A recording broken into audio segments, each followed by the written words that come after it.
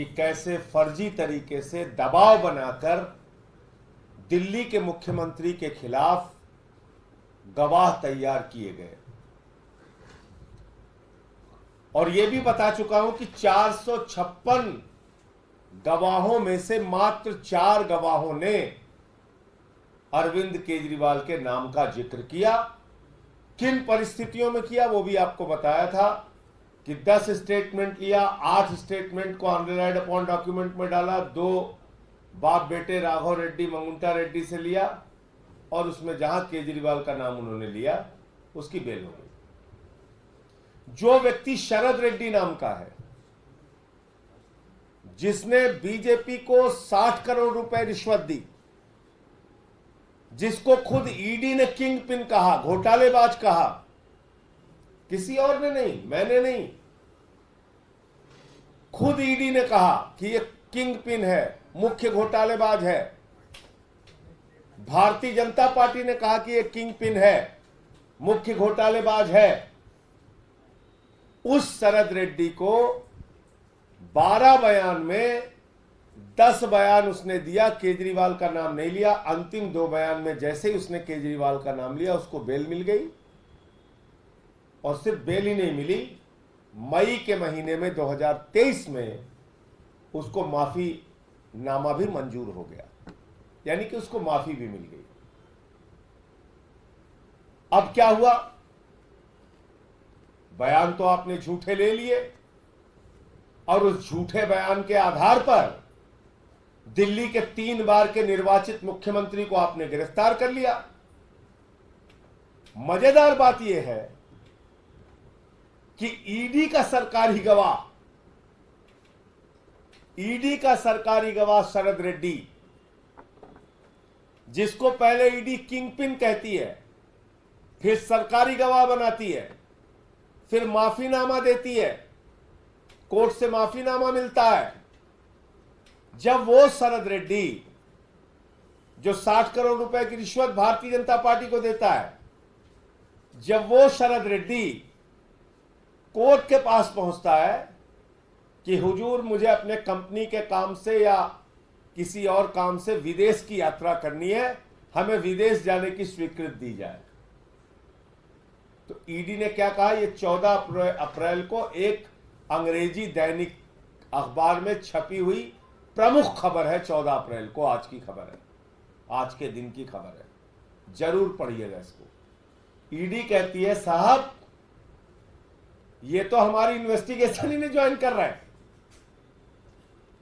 इनको तो अगर आपने विदेश जाने की अनुमति दे दी तो ये तो भाग जाएंगे, ये तो केजरीवाल के खिलाफ बयान देने के लिए आएंगे ही नहीं। ये आप मजाक कर रहे हैं केजरीवाल के केस में। आपने एक मुख्यमंत्री को गिरफ्तार करके जेल में डाल दिया, जिस सरकारी गवाह को आपने माफी दिलवाई, जिस सरकारी गवाह के बयान पे आपने मुख्यमंत्री की गिरफ्तारी की, उसी सरकारी गवाह के विदेश यात्रा की विरोध आप कर रहे हैं और ये कह रहे हैं कि ये तो आ ही नहीं रहे हमारे संबंध देने पे। तो कैसे आएंगे भैया? जब उससे झूठा बयान तुमने लिखवाया है तो तुम्हारी इन्वेस्टिगेशन क्यों ज्वाइन करेगा? और ज्वाइन भी करेगा तो क्या प्रमाण देगा केजरीवाल जी के खिलाफ जब उसके पास कोई प्रमाण नहीं?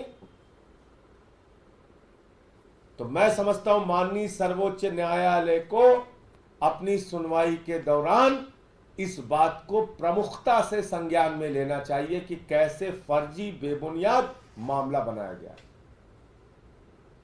जो आपका सरकारी गवाह, जिसको आपने खुद माफी दिलवाई कोर्ट से, उसकी विदेश यात्रा का विरोध करते हुए खुद आप लिख रहे हैं कि अगर आपने इसको विदेश भेज दिया तो ये तो वापस आएगा ही नहीं केजरीवाल के खिलाफ बयान देने के लिए। ये हमारे संबंध में नहीं आता हुजूर, ये हमारे ईमेल करने पे, हमारे बुलाने पे नहीं आता। ये मैं नहीं, ये खुद ईडी के अधिकारी उसके विदेश यात्रा की विरोध करते हुए कोर्ट के सामने कह रहे हैं। अब मेरे ख्याल से बताने को कुछ है नहीं कि कितना फर्जी मामला है ये। सरकारी गवाह के बुलाने, सरकारी गवाह और सरकार बुलाए सरकारी गवाह और ईडी बुलाए, सरकारी गवाह जिसको माफी ईडी दिलवाए और ईडी बुलाए और वो ना आए। इसके पीछे का रहस्य आप लोग बहुत अच्छी तरीके से समझ सकते हैं। क्यों? क्योंकि झूठा बेबुनियाद बयान उससे लिया गया और अब उसको जब लग रहा है कि सम्मन कर करके ईडी हमें बुला रही है और बहुत सारे प्रमाण और मांगेगी, तो उसके पास कोई प्रमाण तो है नहीं। तो ईडी कह रही है भाग जाएगा और केजरीवाल के खिलाफ बयान देने के लिए आएगा नहीं। तो जो 2-4 झूठे बयान मैं इससे और लिखवा सकता था, जो 2-4 झूठे बयान ईडी और इससे ले सकती थी, वो नहीं ले पाएगी। मैं चाहता हूं मीडिया के मित्रों से कि आप केस के पड़ताल की बात करते हैं तो इस बात की भी पड़ताल जरूर कीजिए कि कैसे आरोपी को सरकारी गवाह बनाया जाता है और सरकारी गवाह से खुद जांच एजेंसी कहती है इसके ऊपर भरोसा नहीं है। आपके कोई प्रश्न हो आप पूछ सकते हैं। इसके अलावा सर, आपने कहा कि संविधान खतरे में है, जबकि प्रधानमंत्री खुद कह चुके हैं कि इस वक्त अगर अम्बेडकर भी आए तो संविधान नष्ट नहीं होगा, विपक्ष केवल भ्रम फैला रहा है। तो मैं आपको खुद ही दिखा देता हूं, वीडियो दिखा देता हूं आपको। मैं तो नहीं कह रहा हूं, ये 1-2 नहीं 3 स्टेटमेंट है। एक ये है अयोध्या के सांसद जी,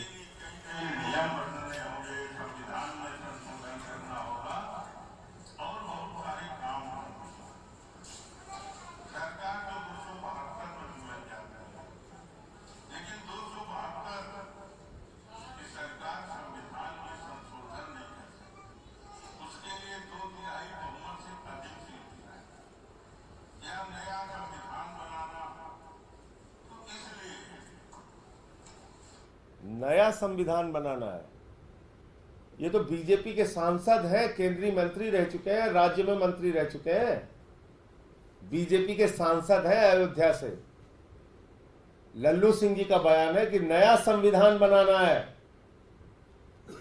मैं बाबा साहब के प्रेमियों से, बाबा साहब के समर्थकों से, इस देश के वंचित शोषित वर्ग के लोगों से हाथ जोड़कर अपील करना चाहता हूं, इस वीडियो को बार बार सुनिए और लोगों तक पहुंचाइए।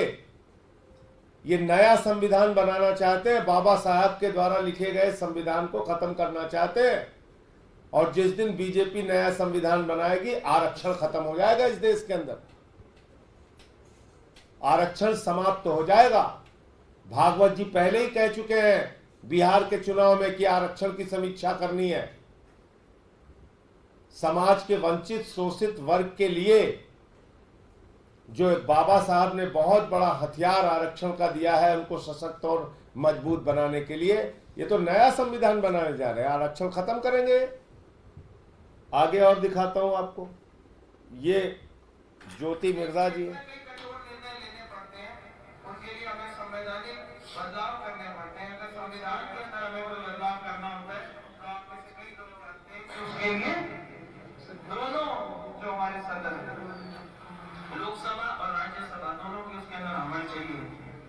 लोकसभा में आज भारतीय जनता पार्टी और एनडीए का प्रचंड बहुमत है, उसमें कोई कमी नहीं है, लेकिन राज्यसभा में आज भी हमारी मेजोरिटी है। अगर इस बार तीसरी बार एनडीए की सरकार आती है तो शर्तियां राज्य। ये ज्योति मिर्जा है, ये भी कह रहे हैं संविधान बदलना है।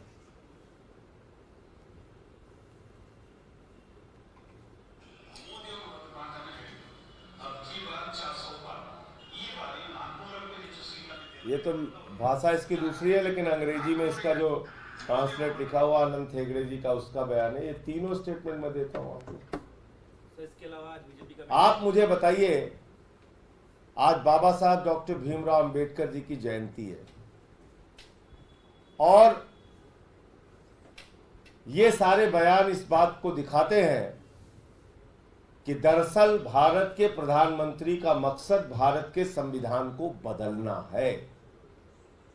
और जब भारत के संविधान को बदलने का मकसद है उनका, तो आप समझ सकते हैं कि पहला काम बीजेपी जो करेगी वो देश के अंदर आदिवासियों का, पिछड़ों का, दलितों का आरक्षण खत्म करेगी, समाप्त करेगी।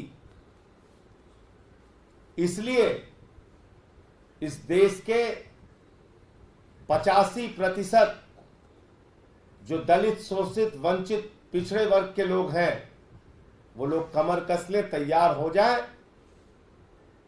और इनको जवाब दें कि हम बाबा साहब का संविधान बदलने नहीं देंगे आपको। और क्या भाषा बोल रहे हैं प्रधानमंत्री जी, अपमानित कर रहे हैं बाबा साहब को।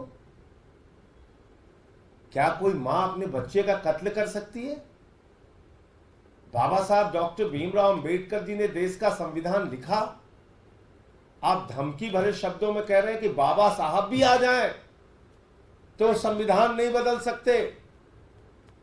अरे भाई, संविधान तो आप बदलना चाहते हैं। आपके सांसद, आपके केंद्रीय मंत्री रह चुके लोग ये कह रहे हैं कि आप संविधान बदलना चाहते हैं, नया संविधान लागू करना चाहते हैं, वो बोल रहे हैं। बाबा साहब को आप क्यों लेके आ रहे हैं बीच में?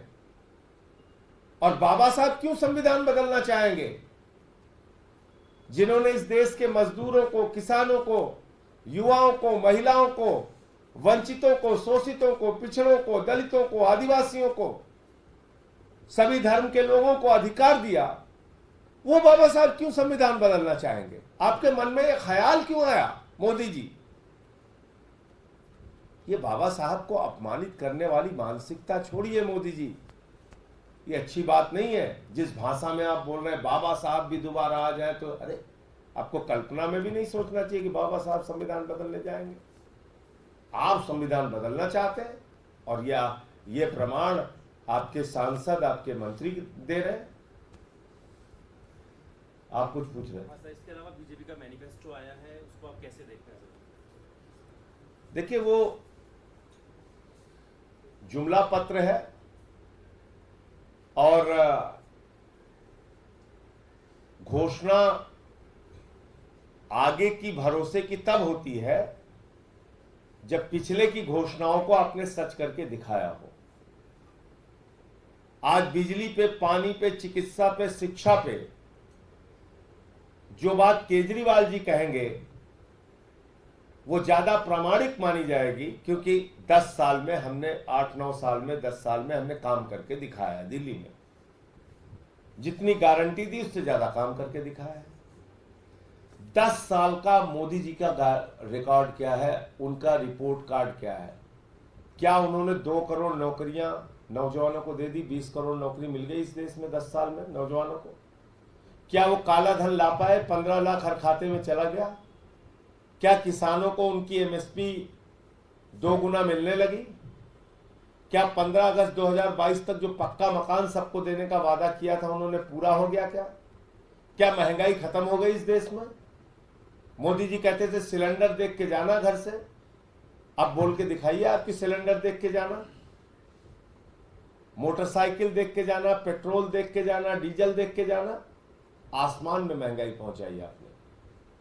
बेरोजगारी का आलम यह है कि अग्निवीर जैसी योजना लाके आपने भारत की सीमाओं को कमजोर करने का काम किया। तो आपकी घोषणा जमीन पे तो आई नहीं, और आगे की जो घोषणाएं हैं वो हवा हवाई है, हवा हवाई है। अब कह रहे हैं हम बिजली फ्री देंगे, क्यों? और उसमें शर्तें ऐसी जो कोई पूरा नहीं कर सकता। तो एक गाना था बहुत पुराना कि बिजली गिराने मैं हूं आई, कहते हैं मुझको हवा हवाई। तो ये हवा हवाई वाला घोषणा पत्र है भाजपा का। इसके ऊपर भरोसा बिल्कुल नहीं करना चाहिए। और 10 साल का उनका रिपोर्ट कार्ड चिल्ला चिल्ला के कह रहा है कि मोदी जी की किसी भी बात पर भरोसा ना करो। धन्यवाद। उन्होंने यूसीसी के ऊपर भी कहा है, सीए ऑलरेडी लागू हो चुका है, यूसीसी और वन नेशन वन इलेक्शन का भी उन्होंने कहा है कि हम तो अभी महंगाई और रोजगार पे उनसे सवाल पूछ रहे हैं।